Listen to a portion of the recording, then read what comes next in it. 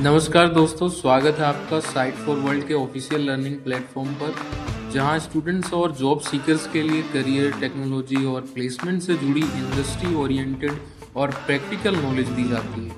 अगर आप अपनी स्किल्स को नेक्स्ट लेवल तक ले जाना चाहते हैं तो आप बिल्कुल सही जगह पर आए हो। चलिए शुरू करते हैं आज का इम्पोर्टेंट सेशन। नमस्ते स्टूडेंट्स। आर्टिफिशियल इंटेलिजेंस यानी एआई आज हर जगह है, राइट? पर इसके पावरफुल वर्ल्ड में हम ट्रस्ट कैसे करें जब इसके कई फैसले एक मिस्ट्री, एक ब्लैक बॉक्स जैसे होते हैं? तो आप रेडी हो? चलिए आज इस एआई के ब्लैक बॉक्स को खोलने की कोशिश करते हैं। फोकस मोड ऑन है ना? देखिए, एआई चमत्कार कर सकता है, मेडिकल डायग्नोसिस से लेकर फाइनेंशियल प्रेडिक्शंस तक। लेकिन क्या हम एक ऐसे डिसीजन पर भरोसा कर सकते हैं जिसे हम समझ ही नहीं पाते? ये सबसे बड़ा सवाल है, क्योंकि ज्यादातर एडवांस्ड एआई सिस्टम्स एक ब्लैक बॉक्स की तरह काम करते हैं। समझ आ रहा है प्रॉब्लम क्या है? तो आज की चर्चा में हम क्या क्या कवर करेंगे?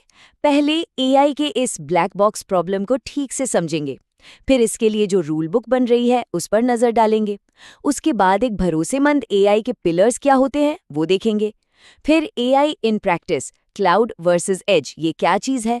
और आखिर में बात करेंगे उन लोगों की जो इस फ्यूचर को बना रहे हैं। रेडी हो? ओके, तो चलिए शुरू करते हैं पहले सेक्शन से, दी एआई ब्लैक बॉक्स प्रॉब्लम। ये वो सिचुएशन है जब एआई के फैसलों के पीछे का कैसे और क्यों, मतलब हाउ एंड व्हाई, एक रहस्य बन जाता है। तो ये ब्लैक बॉक्स मॉडल आखिर है क्या? ध्यान से सुनना। ये एक ऐसा एआई सिस्टम है जिसके अंदर क्या हो रहा है ये समझाना डोमेन एक्सपर्ट्स के लिए भी बहुत मुश्किल है। मॉडल डेटा लेता है, आउटपुट देता है, लेकिन बीच का जो प्रोसेस है ना, वो एक अनदेखी पहेली है। अब आप सोचो, अगर फाइनेंस या हेल्थ केयर जैसे क्रिटिकल एरियाज में इसके आउटपुट पर डिपेंड करना पड़े तो रिस्क कितना बड़ा हो सकता है। ये पॉइंट क्लियर हुआ? लेकिन इस प्रॉब्लम का सोल्यूशन भी है। ऐसा नहीं है कि ऑर्गेनाइजेशंस इस अंधेरे में तीर चला रहे हैं। इस रिस्क को मैनेज करने के लिए सिस्टमैटिक रूल बुक्स यानी फ्रेमवर्क्स बनाए जा रहे हैं। चलिए देखते हैं कैसे। इसका एक बहुत अच्छा एग्जाम्पल है निस्ट का एआई रिस्क मैनेजमेंट फ्रेमवर्क। निस्ट यानी national institute of standards and technology ने इस ब्लैक बॉक्स के रिस्क को मैनेज करने के लिए एक 4 पार्ट स्ट्रैटेजी दी है। इसका मेन काम है रिस्क मैनेजमेंट का एक कल्चर बनाना।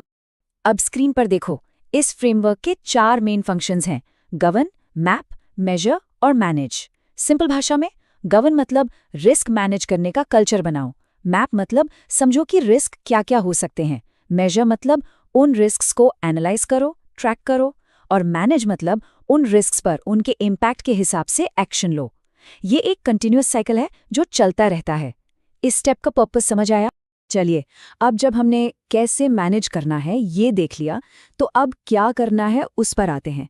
मतलब एक ट्रस्टवर्दी यानी भरोसेमंद एआई सिस्टम में आखिर क्या क्या क्वालिटीज होनी चाहिए। रेडी हो नेक्स्ट स्टेप के लिए? निस्ट के अकॉर्डिंग एक ट्रस्टवर्दी एआई की नींव, उसका फाउंडेशन है वैलिड एंड रिलायबल होना। इसके ऊपर बाकी पिलर्स आते हैं: safe, secure, explainable, privacy enhanced और फेयर। अकाउंटेबल और ट्रांसपेरेंट होना भी बहुत ज़रूरी है। ध्यान से, ये सिर्फ सजेशंस नहीं हैं, ये एआई डेवलपमेंट के लिए कॉन्क्रीट गोल्स हैं। और इन पिलर्स में से एक बहुत इंपॉर्टेंट कॉन्सेप्ट है एक्सप्लेनेबल एआई या XAI। ये क्या है?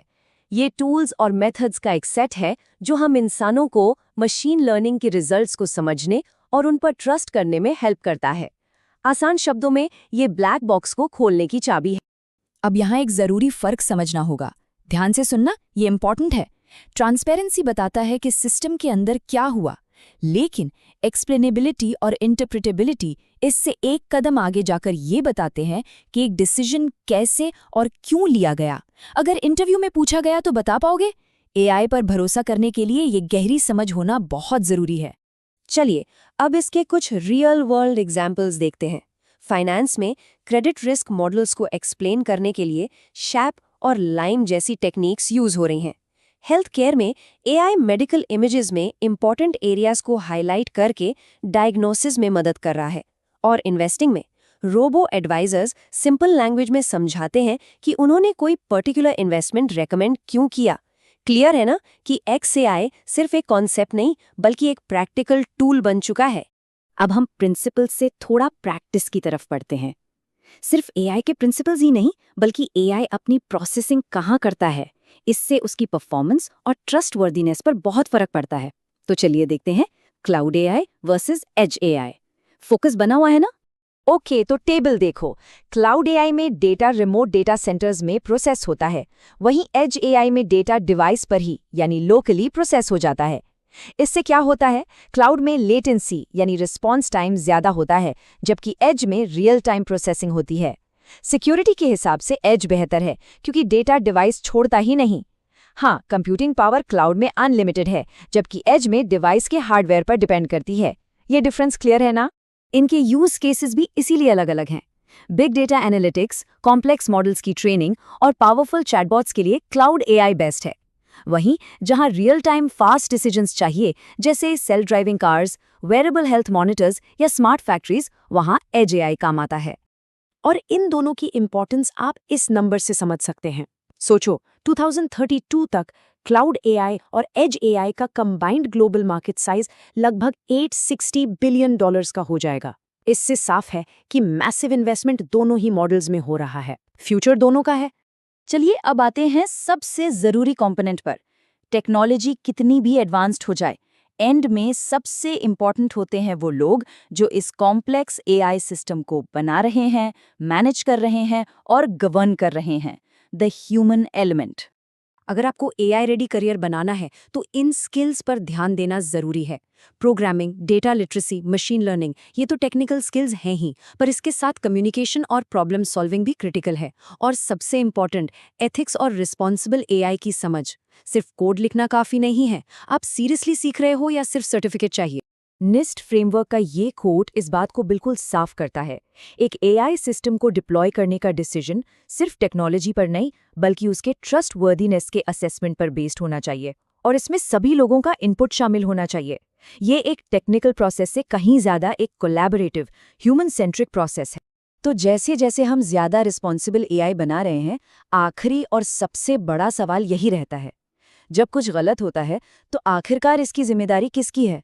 कंपनी की, डेवलपर की या यूजर की? इस पर सोचना जरूरी है। तो आज हमने क्या सीखा? प्रैक्टिस करोगे ना, सिर्फ देखने से नहीं होगा। तो हमारे चैनल को सब्सक्राइब कीजिए और वीडियो को अपने दोस्तों के साथ शेयर जरूर कीजिए। कमेंट सेक्शन में अपना डाउट या नेक्स्ट टॉपिक लिखना मत भूलिएगा।